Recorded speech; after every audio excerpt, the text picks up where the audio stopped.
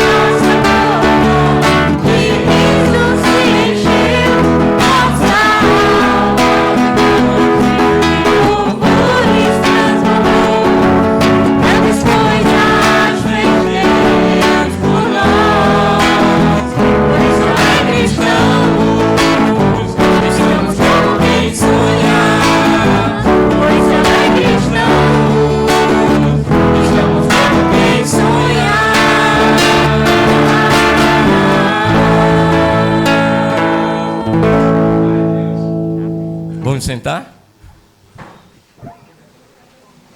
Momento da ceia.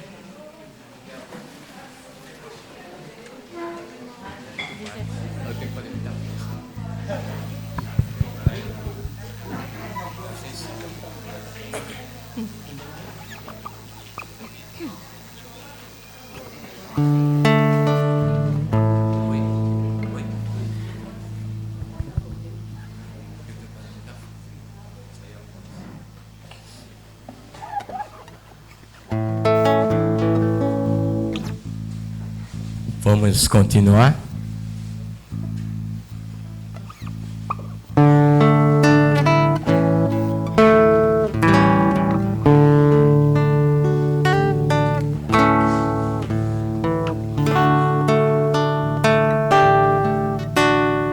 Vamos adorar o Rei dos Reis, ao Cordeiro da louvor, e glorificar o meu Senhor, que é o grande eu sou. Reina em majestade o Senhor, no seu trono vou louvar. Só a Cristo hoje celebrar, sua justiça sim adorar. É Senhor do céu, Senhor do mar, é Senhor de todo o ser, de todo o universo, é Senhor, damos toda a glória ao Rei. Aleluia ao Cordeiro, ao Rei dos Reis, louvor. Aleluia ao Senhor do céu, que é o grande eu sou. Reina em majestade o Senhor, no seu trono vou louvar. Só a Cristo hoje celebrar, sua justiça sim adorar. É Senhor do céu, Senhor do mar, é Senhor de todo o ser, de todo o universo, é Senhor, damos toda a glória ao Rei. Aleluia ao Cordeiro, ao Rei dos Reis, louvor. Aleluia ao Senhor do céu, que é o grande eu sou.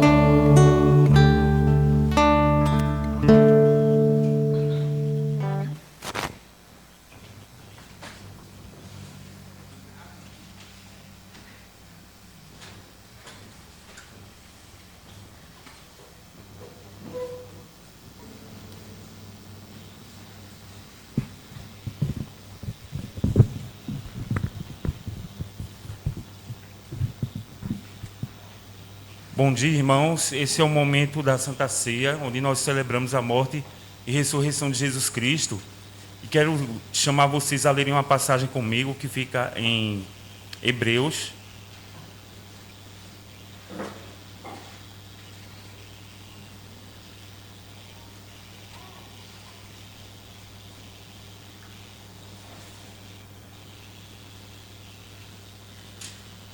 Hebreus capítulo 7.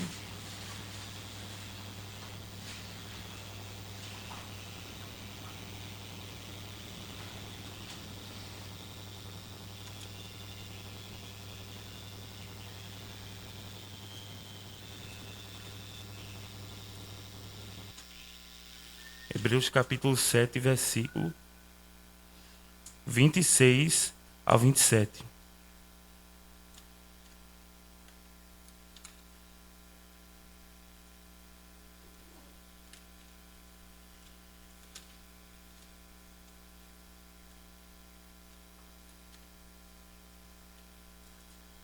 Gente, desculpa, só deixa eu localizar aqui.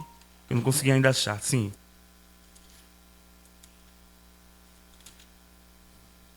Agora localizei, sim. É de um sumo sacerdote como este que precisávamos, santo, inculpável, puro, separado dos pecadores, exaltado acima dos céus. Ao contrário dos outros sumos sacerdotes, ele não tem necessidade de oferecer sacrifícios dia após dia, primeiro por seus próprios pecados e depois pelos pecados do povo. E ele o fez uma vez por todos, quando a si mesmo se ofereceu. Pois a lei constitui sumos sacerdotes a homens que têm fraquezas, mas o juramento que veio depois da lei constitui o Filho perfeito para sempre. Então é muito gratificante, assim, inspirador essa escritura, porque mostra que Jesus Cristo ele foi o sacrifício perfeito, né, para uma ordenança, um juramento maior, né? E ele, na verdade, se ofereceu uma vez por todas, né? E ele vive intercedendo junto ao Pai, né? Que ele foi oferecido como um filho perfeito para sempre, né?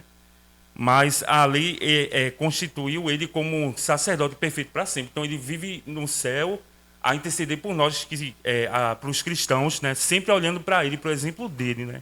Isso deve inspirar muito a gente e refletir sobre nossas vidas. E justamente é para lembrar sempre que tem sempre Jesus, ele passou por todo tipo de fraqueza como nós.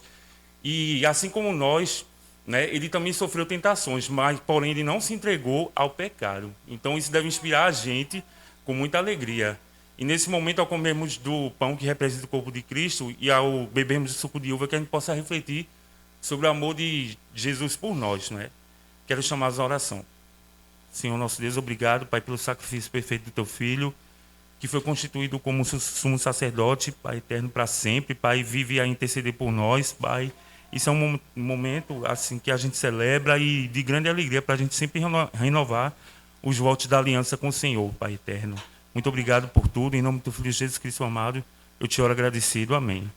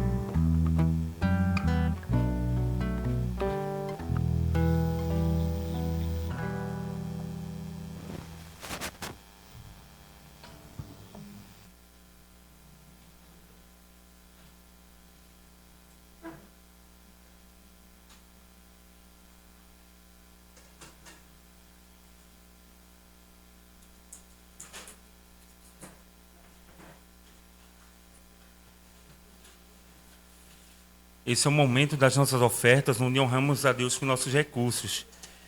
Quero chamá-los a ler uma passagem comigo, que fica em Marcos 14, do 3 ao 9.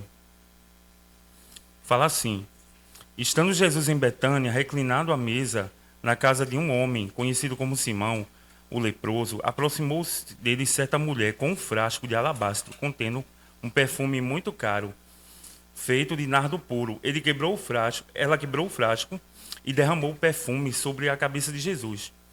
Alguns dos presentes começaram a dizer uns aos outros, indignados: por que este desperdício de perfume? Ele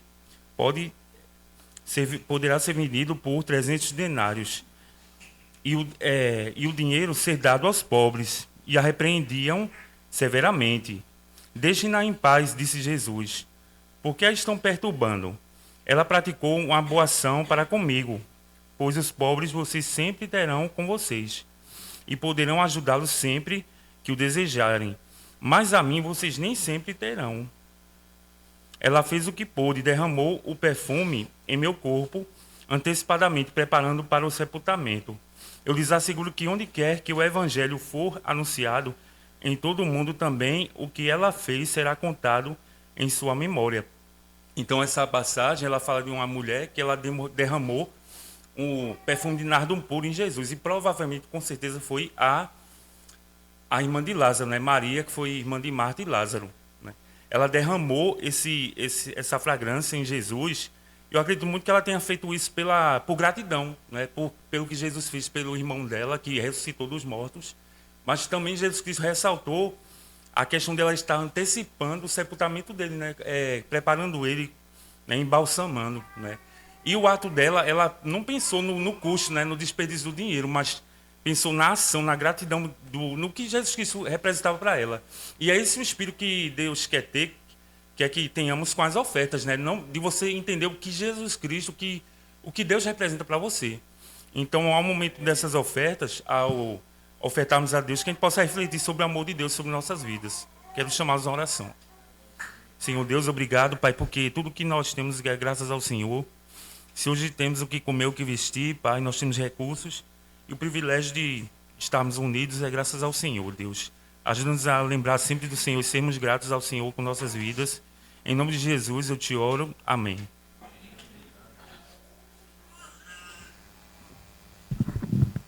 Vamos nos pôr de pé mais uma vez? Vamos cantar mais um louvor e durante esse tempo a gente faz nossa oferta, tá bom?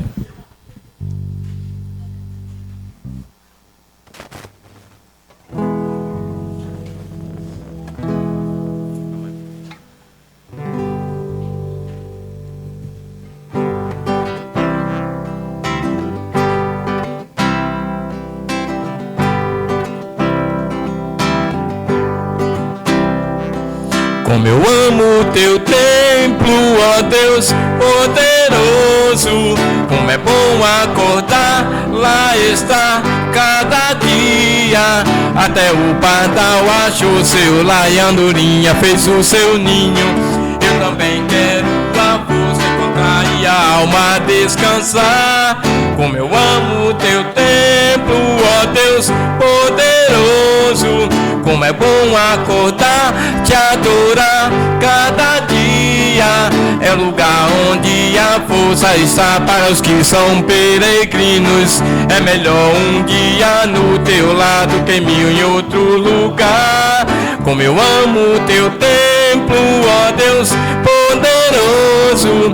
Como é bom acordar, lá está cada dia.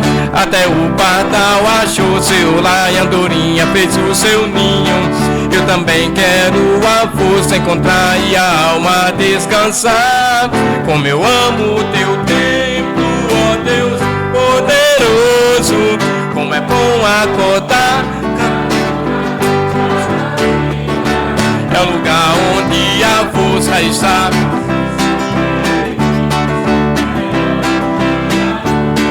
Do que mil em outro lugar. Podemos sentar.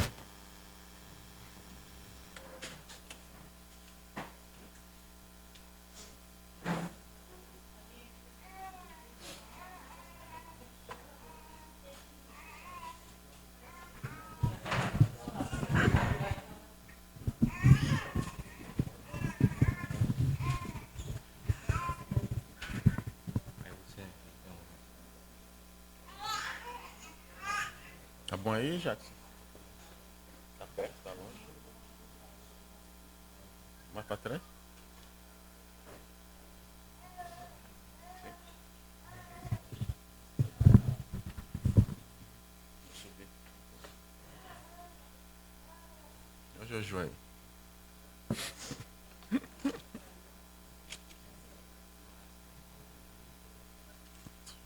Na Bíblia.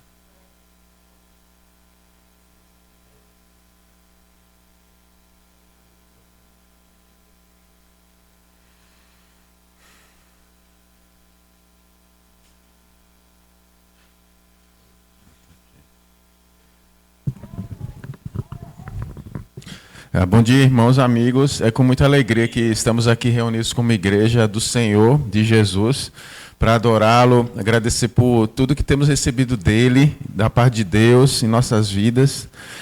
Cada semana que a gente se encontra são novas histórias, novas experiências, né? E Deus sempre faz parte de tudo isso. E isso é muito importante para nós, né? Observar a presença de Deus em nossas vidas, reconhecer que tudo vem da parte de Deus. Inclusive, nos momentos de dificuldade, de desafio e obstáculo, né, saber que Deus está presente ali também. E a gente poder ajudar uns aos outros, animar, né, ajudar o outro a permanecer na fé, perseverar. Então, esse é um pouco do trabalho do Espírito de Deus na igreja, né? Que a gente possa estar se animando uns aos outros para permanecer nesse caminho que é o caminho de Deus, né? A relação com Deus. Em alguns momentos, vamos precisar de uma ajuda mais profunda nos nossos corações, né? Tem situações que deixam dano dentro de nós, né? No nosso emocional, né? Na nossa alma. E aí Deus ele age através da Bíblia, do Espírito, dos relacionamentos. E aí Deus vai curando, tratando, fortalecendo. E no momento que a gente está com aquela ferida tratada e cuidada, a gente se sente mais forte na vida, né? Por causa de Deus, né? Então, esse momento de desafio, ferida, cura, restauração, é um momento que Deus age profundamente em nós. E é falando sobre isso que a gente está estudando o livro de Ageu, que é um livro do Velho Testamento. Então, esse livro ele vai falar sobre um período do povo de Israel, povo judeu, em que eles estavam precisando restaurar várias coisas na sociedade, na vida, né? Principalmente no coração. Então a gente vai ler mais uma parte desse livro. A gente começou domingo passado. Vão ser 5 partes, né, que a gente vai dividir o livro. E o intuito principal não é só a gente saber a história do passado, olhar assim e pensar, poxa, olha como eles agiram, né? Mas é isso refletir na nossa vida e principalmente isso refletir em Jesus na nossa vida, né? A gente acredita como igreja que todas as coisas que foram escritas, os profetas, né, os homens de Deus deixaram registrado para nós, elas apontam para Cristo. E elas apontam para Cristo na sua vida e na minha vida. Então a Bíblia ela só faz sentido quando ela chega na sua vida ou na minha vida ou no nosso coração. Senão é só um livro a mais de informações, né? Algumas pessoas usam a Bíblia dessa forma, né? Conhecimento, né? Informação. Eu chegar num debate, eu sei dar a minha opinião sobre os testamentos, a guerra civil dentro do povo de Israel, eu sei a divisão dos livros. Isso é conhecimento, né? Agora, isso transformar a sua vida é sabedoria, né? Deus quer que a Bíblia ela seja sabedoria na sua vida. Que as coisas que estão ali na sua mão, na sua estante, né? Naquele livro ali que você passa por ele, folheia, né? Elas causam impacto em nós, né? Elas produzam vida em nós. Esse é o sentido das Escrituras, né? Em nossas vidas. Vamos orar. Senhor nosso Deus, obrigado pela oportunidade que temos, Pai, de viver como igreja do Senhor, Pai. Cada um de nós vem de uma vida, de um passado, Pai, de várias dificuldades, Pai, dos pecados, Deus. O Senhor resgatou cada um de nós, Pai, do mundo da lama, Pai, da escuridão. O Senhor colocou a sua mão lá, Deus, e foi buscar cada coração aqui presente para viver ao lado do Senhor, Pai. Queremos sempre valorizar esse ato de amor, de paixão que foi Jesus na cruz, Pai. Jesus, quando estava pendurado na cruz, na realidade ele estava se rebaixando para chegar em nossas vidas, Pai. Ali, Deus. E a gente quer sempre reconhecer isso e dedicar nossas vidas a Ti, Pai. Por gratidão. Oramos agradecidos, abençoe esse momento. Em nome de Jesus, amém. Amém. Uma coisa que a gente aprende assim na Bíblia, né, vendo como Deus se relaciona com o povo dele, né, durante os vários séculos, é que Deus ele não garante que as pessoas não vão passar por aflições, né? Deus em nenhum momento ele fala assim, eu vou colocar vocês dentro de uma redoma e nada de ruim, né? Nenhum tipo de aflição vai tocar em você. Deus não dá essa garantia para nós, né? E para ninguém, né? Deus ele não garante que você não vai passar por obstáculos, por desafios, né? Eles vão vir na nossa vida, né? As aflições vão vir para a nossa vida também, né? Deus ele não elimina todos os problemas da nossa vida. Pelo contrário, né? Parece que quando a gente toma a decisão de seguir a Deus, começa a surgir os problemas, né? Tem gente que até desiste de seguir Deus, porque pensa assim, pô, minha vida quando eu era entregue no mundo era mais tranquila. Agora eu comecei a me dedicar a Deus, as coisas ficaram mais difíceis, né? E aí vai muito o que você quer para a sua vida, né? Para a sua eternidade, né? Quer morar com Deus eternamente ou quer curtir essa vida aqui ao máximo e depois ficar sem rumo, né? Que a Bíblia chama de inferno, né? E aí muitas pessoas decidem por passar por essas provas, esses obstáculos, porque elas não querem só essa vida aqui, elas querem uma vida ao lado de Deus durante toda a eternidade. E eu acredito que se estamos aqui, a gente quer isso para nós também. Porém, vamos passar por problemas, aflições, dificuldades, né? Algumas vezes a gente tem perdas materiais, perdas de relacionamento. E também Deus não garante que a gente vai ter essas coisas de volta em algum momento da vida. Algumas vezes vão ser perdas que a gente vai ter que conviver com a perda. E aí Deus vai nos fortalecer, né? A gente vai caminhar e houve a perda, né? E Deus de alguma maneira vai fazer um trabalho em nossas vidas, né? Em alguns momentos houveram perdas no povo de Israel por questões que envolviam pecado, más escolhas que o povo fazia, né, diante de Deus. Escolha de desobedecer a Deus, as leis de Deus, escolhas de adotar um Deus estrangeiro para adorar no meio do povo. Então, por causa dessas más escolhas, na história do povo hebreu, do povo de Israel, povo judeu, em alguns momentos eles tiveram muitas perdas, né? Por causa do pecado, né? Só que mesmo diante disso, Deus ele sempre dava uma nova chance para o povo, né? Falou, ó, vocês pisaram na bola, me ignoraram, foram rebeldes, né? Foram sarcásticos comigo, se acharam independentes, né? Que não precisavam de mim. Mesmo assim, eu vou dar uma nova chance para vocês se levantarem, se arrependerem, né? E reconstruírem a relação comigo. E aí Deus foi fazendo isso durante vários séculos, né? E aí você observa essa caminhada do povo de Deus, né? O povo de Deus ele enfrentou várias provações na vida, né? Guerras, capturas, doenças, exílio, mortes, né? E muitas vezes, no momento que eles estavam arrasados, né, Deus chegava lá e falava, ó, vem cá que a gente vai te levantar novamente, né? Dá a mão que eu vou levantar vocês novamente, né? Se arrependam dos seus pecados, né? Saiam dessa direção errada que vocês estão seguindo como sociedade, né, como povo, se voltem para mim, que eu vou levantar vocês novamente. E Deus levantava o povo judeu, o povo hebreu, né, o povo de Israel, enfim. E aí esse povo conseguia redenção novamente numa relação com Deus. Apesar de várias décadas assim de cativeiro que o povo de Israel passou naquele período do livro de Ageu, né? Eles foram presos pelos babilônicos e capturados, foram retirados de sua terra. Eles tiveram a chance de retornar para a terra deles, né? Então o livro de Ageu vai falar sobre esse momento em que o povo todo se tornou prisioneiro em uma terra estrangeira, e aí 70 anos depois, esse povo ele tem a chance de voltar para sua terra para reconstruir tudo novamente, né? E Ageu ele está nesse período histórico aí, né? Que o povo, por más escolhas, né? Más decisões, por deixar Deus de lado, né? Por adorar outros deuses, né? Fazer alianças com povos estrangeiros, o povo sofre as consequências, né? Que é o exílio. Só que Deus novamente, não, vou ajudar vocês a se levantarem novamente, né? Vamos recomeçar. Vem comigo agora, né? Larga essas coisas, esses ídolos estrangeiros, ó, vem agora na minha mão, né? A gente vai construir junto novamente. E aí há esse movimento, né, do povo judeu voltar para Jerusalém e reconstruir uma sociedade. Só que teve um problema.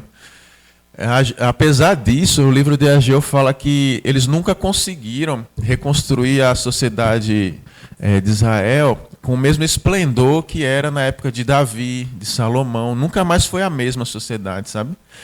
por mais que eles se esforçassem, as perdas foram muito grandes, né? Então eles nunca chegaram perto do que foi o povo judeu, o povo de Israel, séculos atrás, né? Que houve períodos assim de muita glória, de muito esplendor político, envolvendo prosperidade, né? Fidelidade a Deus. E nesse período aqui eles estão reconstruindo, mas nem chegou perto do que um dia eles foram como sociedade, né? E eles viam isso, né? Muitas dificuldades. Porém, uma coisa poderia se tornar como antes e maior, até como antes. Uma coisa só. Era o esplendor da glória de Deus no templo de Jerusalém. Então Deus fala assim: eu estou libertando vocês da Babilônia, vocês vão voltar para a terra de vocês, vão reconstruir a vida de vocês, porém, vocês vão se dedicar à reconstrução do meu templo. E a glória desse novo templo vai ser maior do que a glória do primeiro.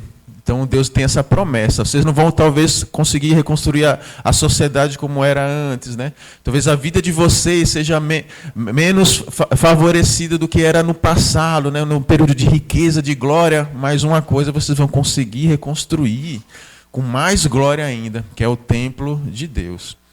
E aí Ageu ele entra nesse período aí da reconstrução do templo de Deus.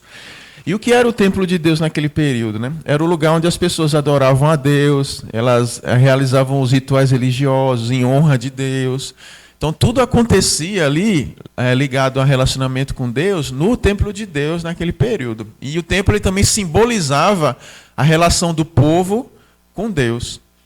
Então era muito importante esse lugar do templo de Deus naquela época, né? Então quando Deus fala assim, eu quero que vocês reconstruam o templo, não é porque Deus precisava de paredes.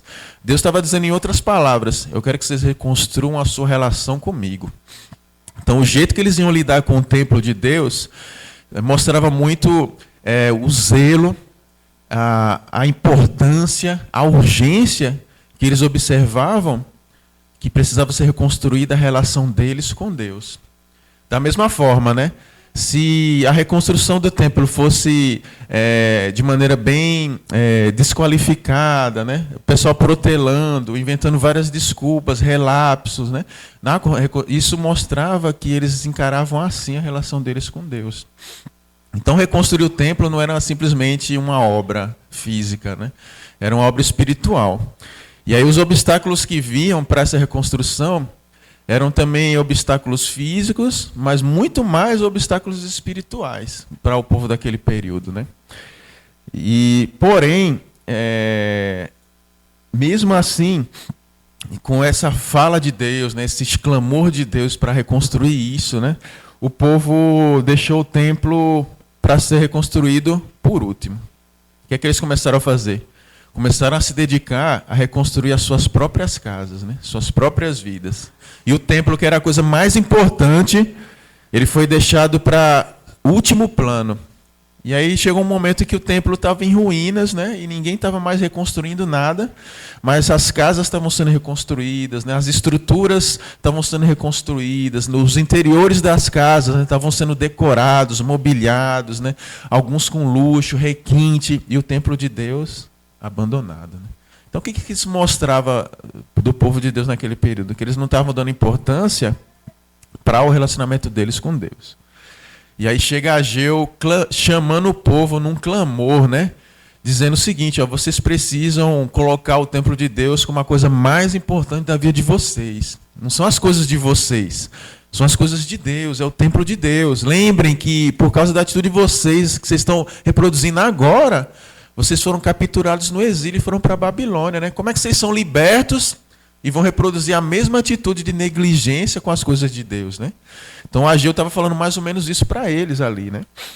E um dos sinais que Deus estava querendo dar para eles era o seguinte, que a economia, né, a agricultura, a prosperidade, mesmo eles tentando reconstruir a parte de agricultura, né, das lavouras, não estava dando certo. E aí Deus está falando assim, vocês sabem por que não está dando certo? Vocês não estão colocando o Deus em primeiro lugar na vida de vocês. Por isso não está dando certo. Vamos dar uma lida em Ageu, capítulo 1. Vamos ver lá, Ageu, capítulo 1. Versículo do 5 ao 9. Ageu 1, do 5 a 9.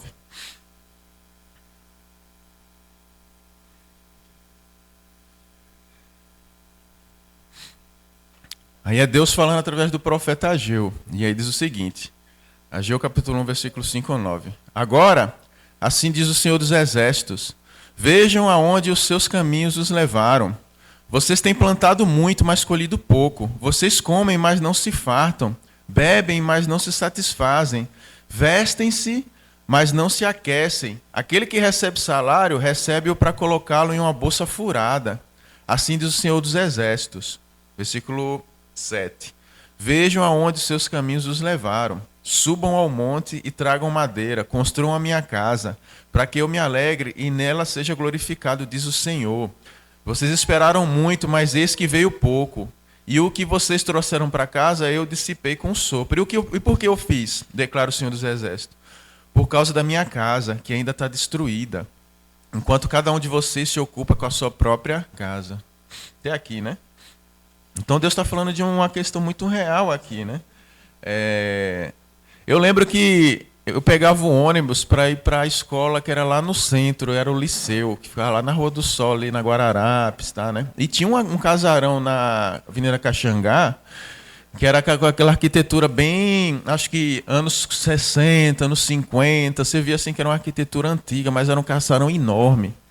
E toda vez que eu passava, eu ficava admirando esse casarão. Tinha prédio de todo lado, né? Aqueles prédios enormes, e no meio assim, da Caxangá tinha ele.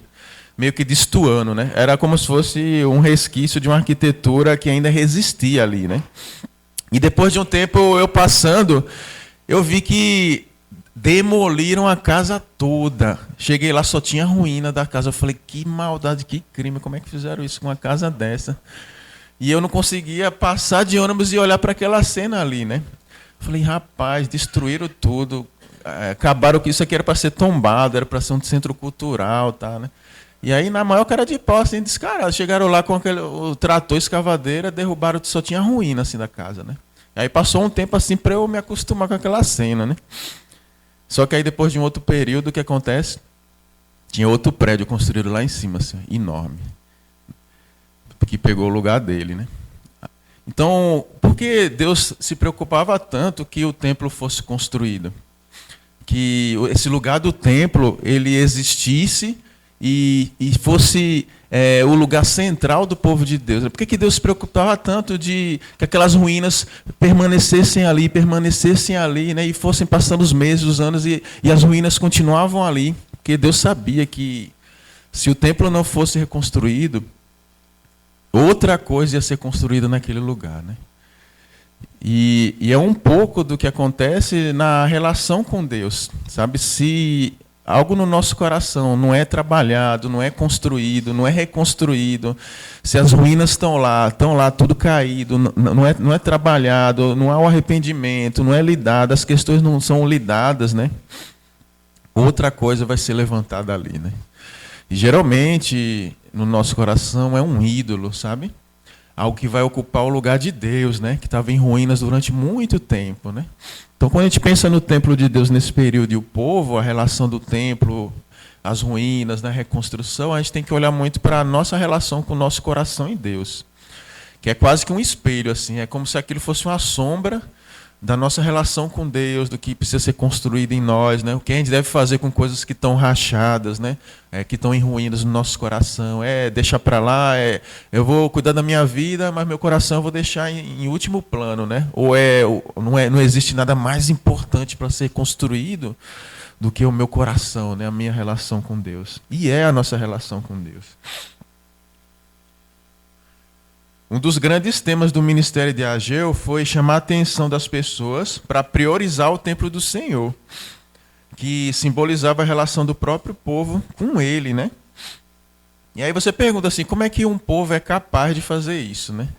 O povo estava ali sofrendo, sendo escravizado, fora da sua terra, sem raiz, né? Tiraram eles, não é que prenderam eles onde eles moravam, né?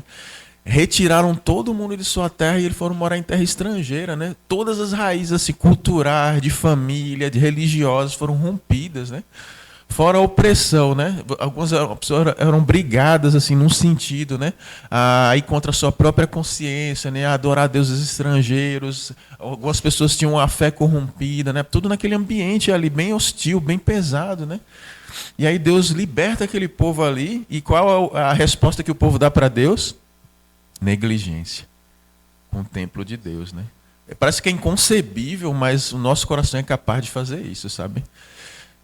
Você é curado, você é libertado, Deus age na sua vida, e aí a resposta que a gente dá para Deus é negligência. Esse é o coração humano, sabe? O nosso coração tem essa capacidade de, depois de um grande ato de amor, ainda assim ignorar esse ato de amor. Jesus, ele passa por isso quando ele vai para a cruz, sabe? A cruz de Jesus é o amor de Deus evidenciado de maneira explícita para toda a humanidade.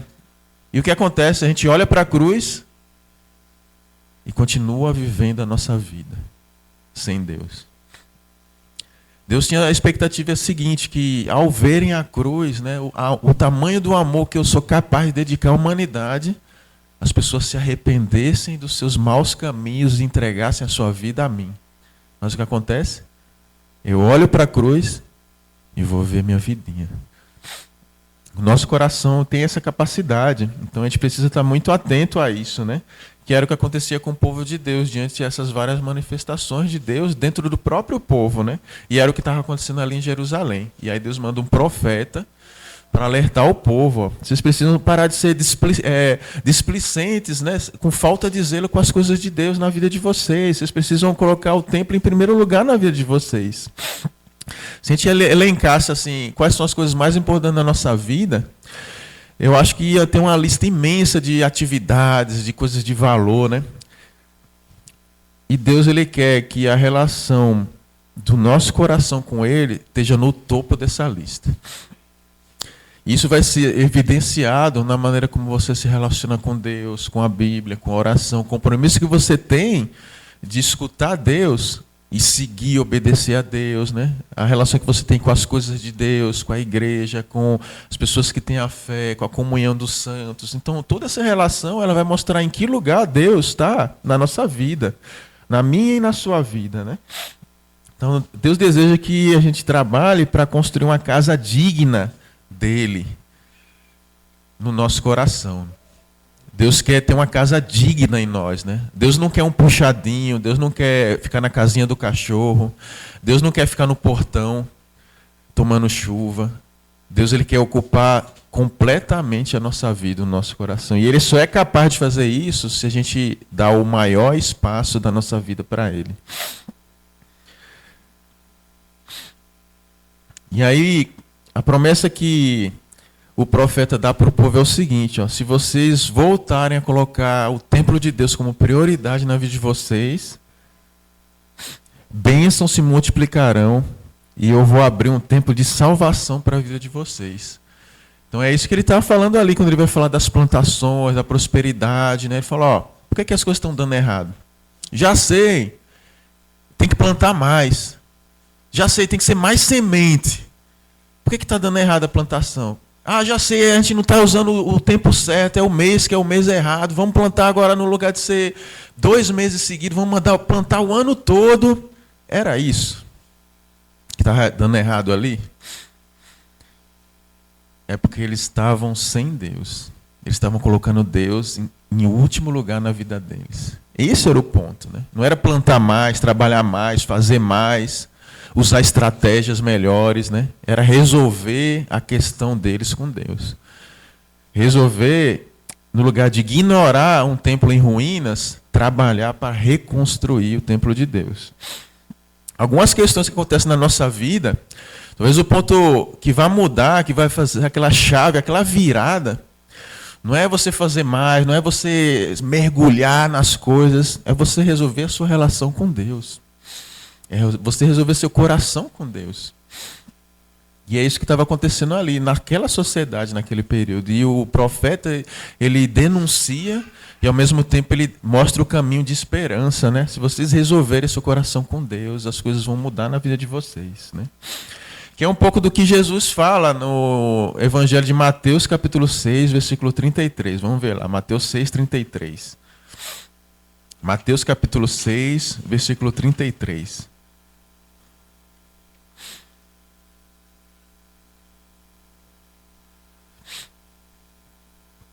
Aqui são palavras de Jesus.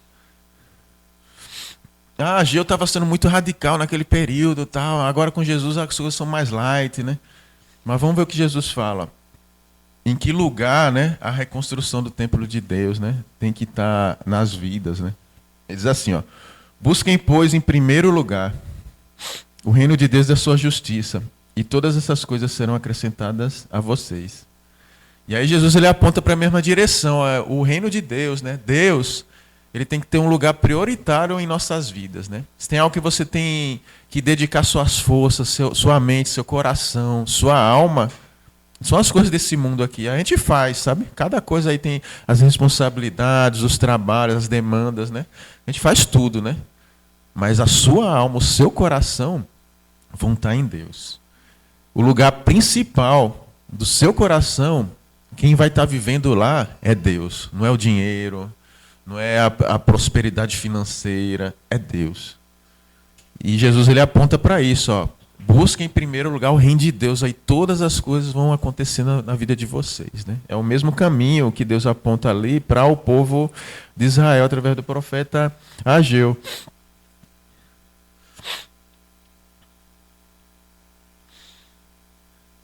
Em Lucas capítulo 9, versículo 23, vamos ver lá, Lucas 9, 23. Lucas 9, 23. Vou abrir aqui na minha também. Lucas 9, 23.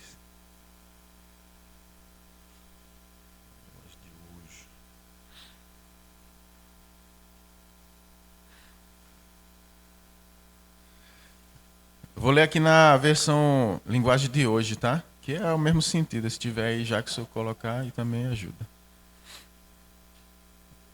Nova tradução na linguagem de hoje. Lucas 9, 23.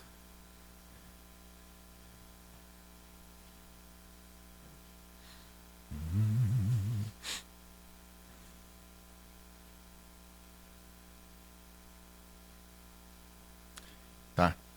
Diz assim, eu vou ler na linguagem de hoje, esse lê na NVI é o mesmo sentido. Diz assim, ó: se alguém quer ser meu seguidor, que esqueça os próprios interesses, esteja pronto para cada dia morrer como eu vou morrer e me acompanhe. Versículo 24. Pois quem põe os seus próprios interesses em primeiro lugar, nunca terá a vida verdadeira.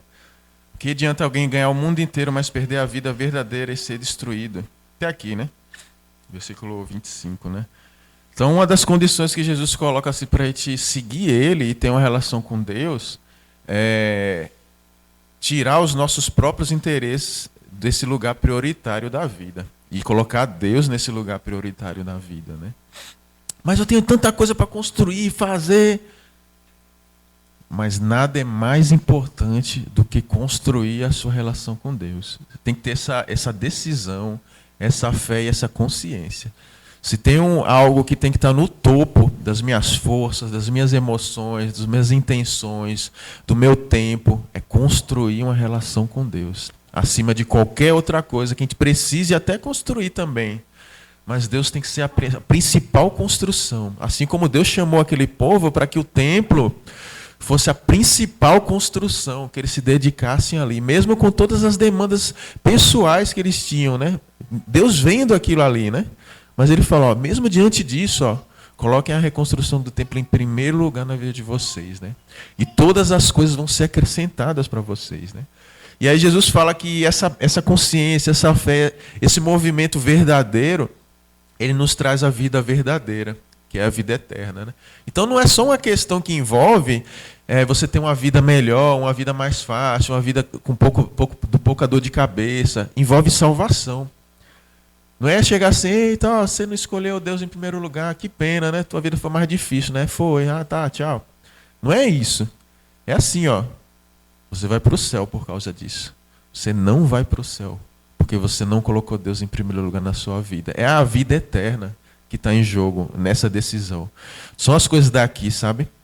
As coisas daqui, elas são afetadas, né? Elas são transformadas, mas são muito pequenas comparadas ao que está em jogo, que é a vida eterna, é a vida verdadeira, é a vida eterna ao lado de Deus, ou não. né? Eu lembro que teve um irmão que congregou com a gente aqui, que aí estava estudando na universidade e tal, e aí chegou que ele se formou e ele estava com dificuldade de arrumar emprego, né? E aí ele começou a ficar mal, assim, porque estava acabando o dinheiro e tal, aí a mãe dele ficava mandando dinheiro do interior para ele. Ele morava num apartamento alugado e a coisa começou a ficar mais apertada e tal. E aí ele tomou a decisão de se dedicar a estudar para concurso. E aí a gente não conseguia mais ver esse irmão, não. Era sábado, domingo, não sei o que lá. E, inclusive nos cultos de domingo, não, eu tenho que estudar, eu tenho que me dedicar, que o dinheiro está acabando, tá? Só que mesmo com esse movimento que ele estava fazendo, né, só concurso, estudando, aulão, apostila, vídeo, a gente não conseguia mais ver esse irmão. Chegou um dia que ele chegou no culto e disse assim: irmãos, eu tomei a decisão de não mais faltar ao culto para estudar. Eu tomei a decisão de confiar em Deus, que Deus ele é capaz de fazer eu sendo fiel a Ele. E logo em seguida ele foi chamado para um concurso que ele tinha feito anos atrás no Banco do Nordeste, né? Que é o Glaucio, né? E aí ele sempre fala essa história para a gente, assim, né? Que enquanto ele estava desesperado, colocando em xeque, né, as coisas de Deus, passando por cima, mergulhando, né, no materialismo, sem confiança em Deus, nada estava acontecendo na vida dele. E no momento em que ele decidiu confiar em Deus e ser fiel a Deus, foi quando Deus abriu as portas para a vida dele, né? Então, eu acho que um pouco desse chamado, ou muito desse chamado que Deus fala, né, para a gente colocar ele em primeiro lugar, envolve confiança. De que quem vai fazer é Deus, né? Não é seu esforço, não é seu braço, não é as horas em claro que você dedica. Essas coisas são importantes, mas quem vai abrir as portas, quem vai fazer na nossa vida é Deus. E Deus estava falando para aquele povo essa mesma frase: ó, gente, vocês estão preocupados com a vida de vocês, negligenciando as coisas de Deus, ó. Se dediquem às coisas de Deus, pois quem vai fazer na sua vida sou eu, é Deus.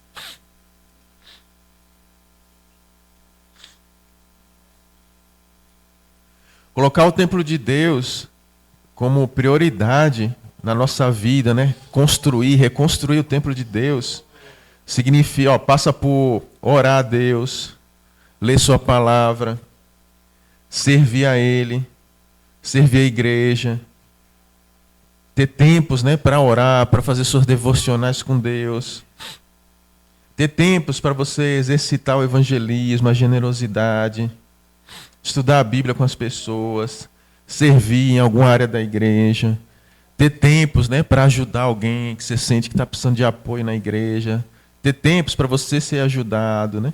Então, colocar o templo de Deus, né, o trabalho de Deus como prioridade envolve passar por essas coisas, sabe? Em que lugar essas coisas estão na nossa vida? E a grande notícia que nós temos é que isso pode parecer difícil e até impossível para nós, né? A gente fazer esse deslocamento assim, do nosso coração das coisas desse mundo para as coisas de Deus, né? Mas a boa notícia é que Jesus Cristo, ele usa o poder dele para que o nosso coração se volte para Deus. Então, não é um esforço só nosso, né? É um esforço que envolve muito Deus na nossa vida, né? Envolve uma decisão nossa, mas envolve muito o poder de Deus na nossa vida. Envolveu uma decisão do povo de Israel naquela época, mas envolveu muito a ação de Deus naquele período, na vida deles, né? E aí eu queria muito que a gente pudesse refletir, né, e olhar para nossos corações, olhar para Deus, né, ver em que lugar o templo de Deus está no nosso coração, né? E aí orar a Deus para que Deus possa conduzir nossas vidas na direção dele, tendo ele como a coisa mais importante de nossas vidas, né? E aí agora eu queria que a gente tivesse um tempo em conjunto para a gente pensar algumas perguntas aqui, né? Que a gente preparou para a gente refletir, né, sobre nossas vidas. Que são essas daqui, ó. A gente vai reunir em trios, né? Ou grupos de 4 pessoas, se vocês quiserem. E a gente vai tentar problematizar essas questões aqui, né? O que falta de excelência nos relacionamentos e nas coisas do Senhor O que a falta de excelência pelos relacionamentos e pelas coisas do Senhor podem falar sobre o nosso coração. E segundo, como podemos priorizar as coisas do Senhor em nossas vidas, né? Então a gente vai tentar falar um pouco, né, sobre isso. Isso aqui são mais perguntas assim para guiar um pouco o caminho da discussão, né? Mas você pode falar outras coisas também que você estiver sentindo, tudo, né? E aí logo em seguida o coral vai vir aqui na frente e a gente encerra o culto. Amém? Então vamos fazer uma oração juntos. Vamos orar. Senhor nosso Deus, muito obrigado, Pai, por Senhor ser um Deus tão amoroso, tão presente em nossas vidas.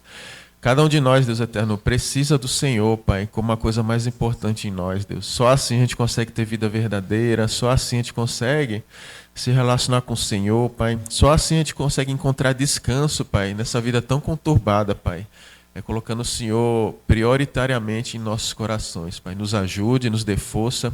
Eu enxergo tantas coisas no meu coração que precisam ser transformadas, precisam ser dedicadas novamente a Ti, Deus, e venho pedir aqui, Deus, que Teu Espírito me auxilie e auxilie cada um de nós, Deus, no que a gente enxergar, na confiança de que o Senhor está de braços abertos, Pai, para nos receber e nos ajudar a caminharmos junto contigo. Oramos gratos, em nome de Jesus. Amém.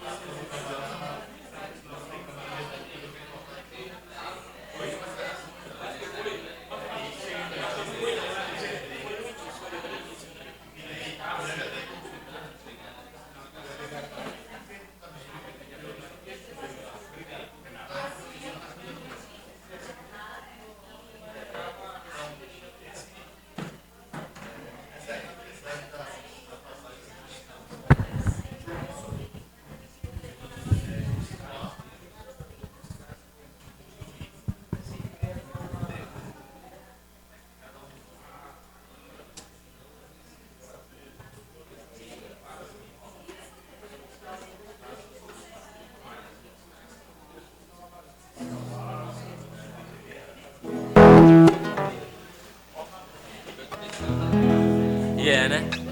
Beleza. Certo.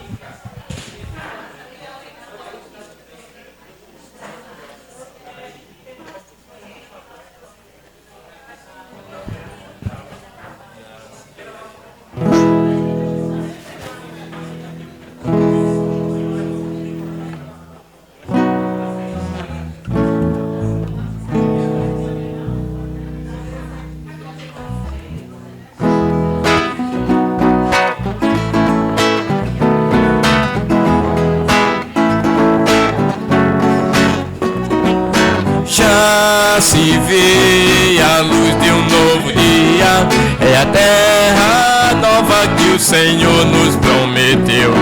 O mundo sem fé, sem amor, sem esperança, nos espera ansioso para ver a libertação.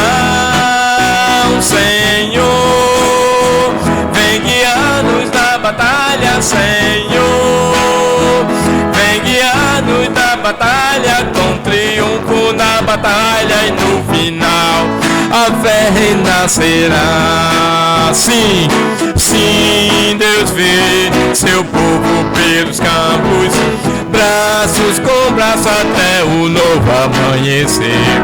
Em nossos corações há sonho e esperança, mas tua é a glória e o louvor, e teu é o poder, Senhor. Vem guiar-nos na batalha, Senhor, vem guiar-nos na batalha, com triunfo na batalha, e no final o amor nos susterá. Oh Senhor, é a força do seu povo, seu amor nos preenche de valor e convicção. Os homens sem Deus são desertos e solitários, o mundo necessita conhecer o amor do nosso Deus, Senhor. Vem guiar-nos na batalha, Senhor, vem guiar-nos na batalha, com triunfo na batalha, e no final a esperança brilhará. Senhor, vem guiar-nos na batalha, Senhor, vem guiar-nos na batalha, com triunfo na batalha, e no final a esperança brilhará.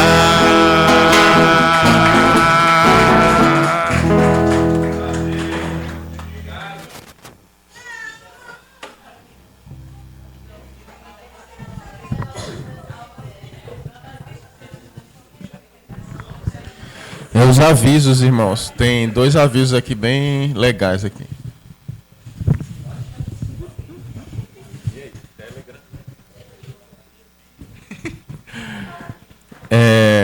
Como a gente está estudando aqui sobre reconstrução, é sempre difícil esse processo, né? Principalmente para começar, né?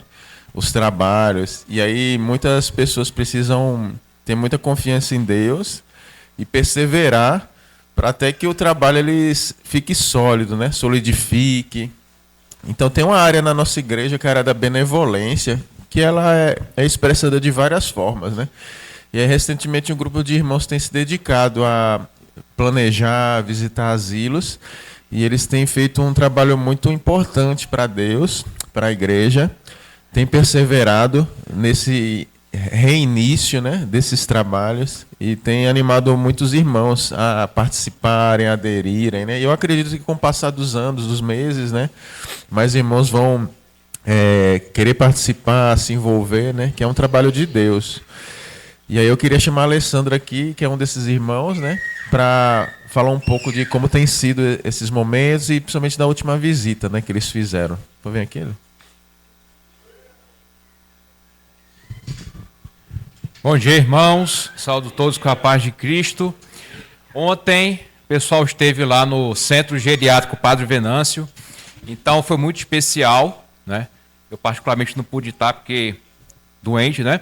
Mas Karina e outras pessoas estiveram lá também e puderam distribuir as bonecas inicialmente que seriam 2 ou 3 que queriam, quando as outras viram, as outras queriam também receber, né? Tiveram várias atividades que que elas estão fazendo, e é muito assim, com relação a dar atenção, né? Dar esse suporte, pessoas que precisam ser ouvidas, pessoas que precisam ser escutadas.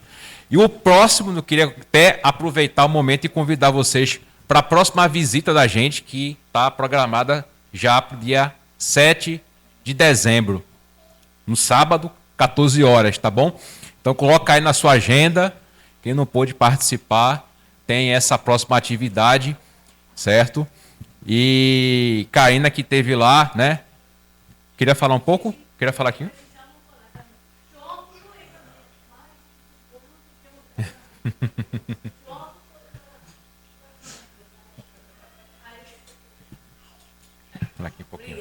Obrigado pela pregação, obrigado por tudo. A gente quer sim, eu queria mesmo falar, porque a gente vai precisar da ajuda de toda a igreja. Nós, próximo e última visita que vamos fazer lá, vai ser sábado 7 de dezembro, a partir de 14 horas, e vamos precisar da ajuda de toda a igreja. ¿En qué sentido? Porque é bem simples, acho que não vai custar para ninguém, né? Precisamos 34 lembrancinhas, o sea, de qualquer valor. Pode ser uma caixa de chocolate, pode ser o que estiver no coração de você, não é nem no valor, porque pode ser um bombom, só um sabonete, não importa. Mas o que estiver poder trazer, porque a gente já prometeu também, assim que estamos vendo também com Mari, com João, que estuvimos também vendo as ideias, e a gente quer... elas já estão aguardando, as vovocinhas são como crianças, elas já na cabecinha delas já está que vão ganhar presente, então a gente precisamos... a tia Luciana que já entregou, eu expliquei para ela que não ia ser já ficar para dezembro, outra irmã também que já comprou uma boneca, né, uma caixa assim, mas não importa o valor, pode ser qualquer coisa. Eu também vou doar meus produtos, né, que eu vendo e coisas assim. Então, a gente precisa 34 lembrancinhas. Vamos a...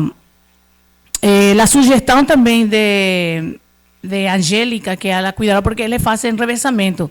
E ontem estava outro grupo de cuidadores, de administrador, tudo. E ela explicou para nós que algo muito divertido, sugestão dela foi fazer um bingo. Porque as vovocinhas gostam de bingo. Então, vamos fazendo o bingo, quem vai ganhando, e ela, porque eu não sabia como íamos fazer a distribuição dos presentes. Aí ela disse, a quem ganhou já gana seu presente e já vai, e aí continua hasta, todo mundo vai ganhar, ninguém vai ficar sem presente. E aí, algo que eu queria muito também, irmãos, é o seguinte, muitas vezes, eu falo assim também, principalmente os que têm filhos, né? E às vezes eu penso assim, quem tem filho, talvez, eu não sei. Estamos aí na cotonete novo, mas quando a gente vai ficando mais idoso, eu não sei se passou pela cabeça, mas muitos sempre falam, quando eu ficar com aquela esperança de ficar assim, idoso, que meus filhos tomem conta. Muitas vezes uno pede isso, mas sabe que Deus às vezes dá oportunidades. Qual seria uma oportunidade que Ele dá, por exemplo, para esses pais que estão orando ou pensando isso alguma vez no futuro, no futuro longe ou próximo, né? Se é justamente a oportunidade. Então, muitas vezes, aquilo que você faz grita muito mais que aquilo que você fala. Porque minha mãe nunca, eu me lembro, minha mãe nunca... as palavras dela não lembro, vamos ir no asilo, mas eu me lembro daquele exemplo que minha mãe fez. Ela me levou de criança no asilo. Então, eu via o que ela fazia. E isso, hoje, eu, adulta, eu gosto, eu faço. Então, eu acho que em filhos, muitas vezes, pode lidar mais com exemplo que com palavras. Então, aquilo que você faz, grita muito mais aquilo que você fala. Isso pode ser muito bom. E eu queria muito também, nós precisamos só 3 bonecas. Aí, o que aconteceu? Teve uma... Eu sei que talvez o irmão não vai gostar, mas eu vou falar mesmo. A menina dela, esta linha doou 5 bonecas. E eu disse, opa, eu só precisava 3. Aí tem Joyce que doou também sua boneca, né? A gente completou. E assim, isso a mim me encheu muito, assim, me deixou constrangida, né? Crianças que doaram seu brinquedo. Só que eu disse, não, a gente só precisa 3. Aí tem uma irmã que comprou a caixa e eu disse, não, pode deixar para mês que vem, porque a gente já tem demais. Pronto. Chegamos lá, quando chegamos, todas as mocinhas assim, queriam a boneca. E acabou que foi um sucesso ficou faltando, quanto foi, Mari? 4 bonecas. Precisamos 4 bonecas, doação de 4 bonecas. E também a gente apadrinou, né? Tinha árvore natal, cada um tirou de nós nome e a gente vai levar, mas isso já é algo à parte que a gente fez e a parte das lembrancinhas, que é o que estamos solicitando para a igreja. Então, é isso. E eu tinha uma escritura, Atos 35 também, mas tenho decorado, Atos 35, né, onde fala de que há mais para dar que receber. Né? Eu queria compartilhar com essa escritura e finalizar e pedir para todos termos esse coração generoso, né? E doar o que for. Podem ir trazendo. Agora, a sugestão é trazer todo embalado, já, irmãos. Tudo prontinho, embalado, tudo novo. Esse sim, precisamos que seja novo em caixa. A boneca pode ser usada, mas o presente para ela tem que ser novo.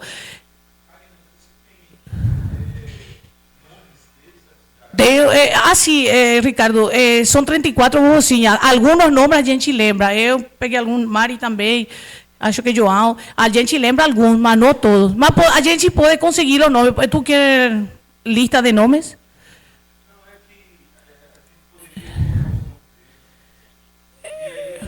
Não, isso a gente já faz lá mesmo, porque tem a cuidadora mesmo que fornece tudo. Mas eu posso pedir também.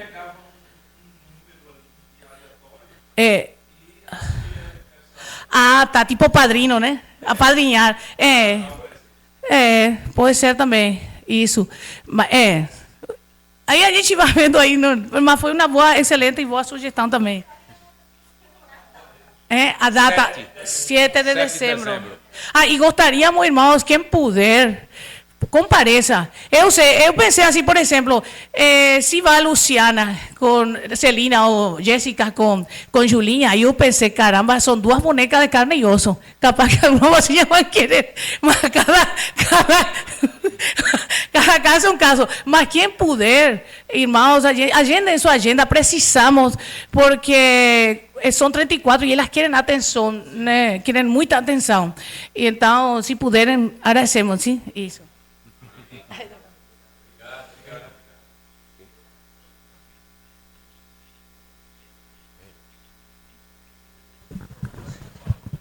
Casados.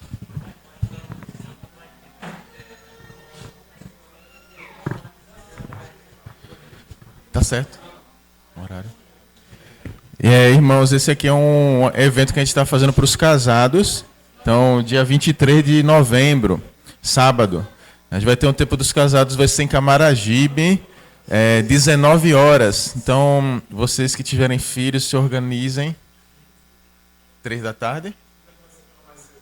Tá bom. Mas a aula mesmo é... Então, a partir das 15 horas, os irmãos já vão estar chegando, tendo convívio, tomando um cafezinho, né? E aí, quando a gente tiver tudo já concentrado, 19 horas, aí começa a aula. Camaragibe. Aí tá vendo só em qual salão a gente vai fazer, né? Que a gente está com um problema bom, assim, que tem opções, né? Aí a gente está vendo qual vai ser a melhor opção, no caso, né? A princípio, né? É no salão de festa de Pedro e Alice, né? E aí a gente está... Tá confirmado lá? Pronto, beleza, então. Então vai ser no salão de festa de Pedro e Alice, tá, pessoal? Podem chegar mais cedo, a partir das 15 horas, a gente vai estar se reunindo lá, vai ser bem divertido, bem legal, tá bom? E o outro aviso é que a gente já está começando a se mobilizar para o CERTA, né? Novamente. A gente vai fazer o retiro de carnaval. Então, o valor, ele ficou estipulado o mesmo valor, né, para adultos, crianças. Aqui são algumas imagens dos retiros passados, né? A gente foi para lá, foi bem importante.